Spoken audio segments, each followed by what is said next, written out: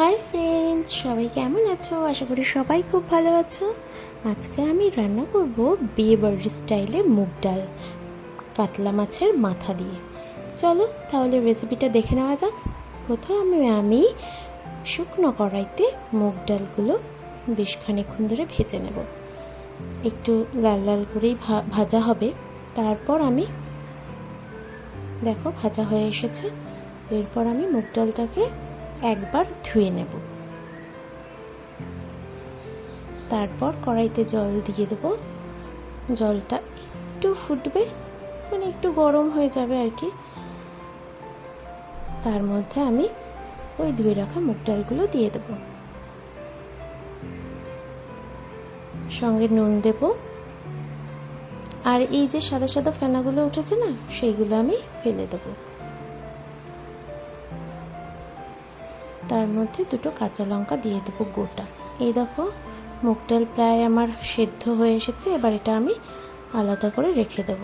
এদিকে আমি কাতলা মাছের মাথাগুলোতে ভালো করে নুন হলুদ মাখিয়ে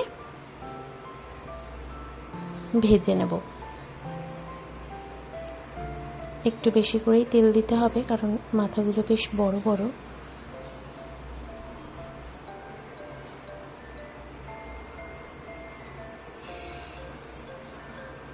ভালো করে উল্টে পাল্টে ভেজে নিয়ে তারপর তুলে রাখবো।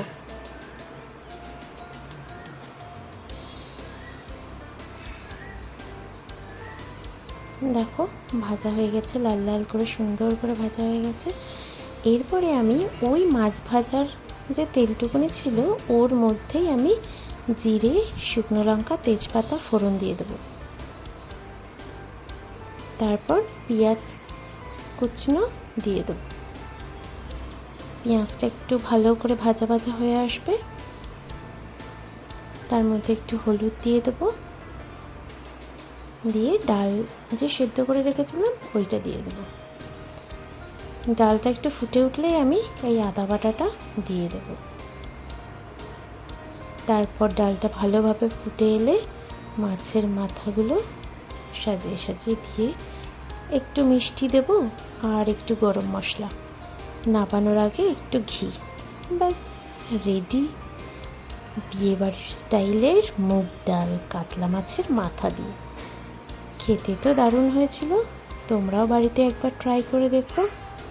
আর আমার ভিডিওটা যদি ভালো লাগে তাহলে অবশ্যই আমাকে একটা লাইক করে দিও। টাটা, সবাই ভালো থেকো।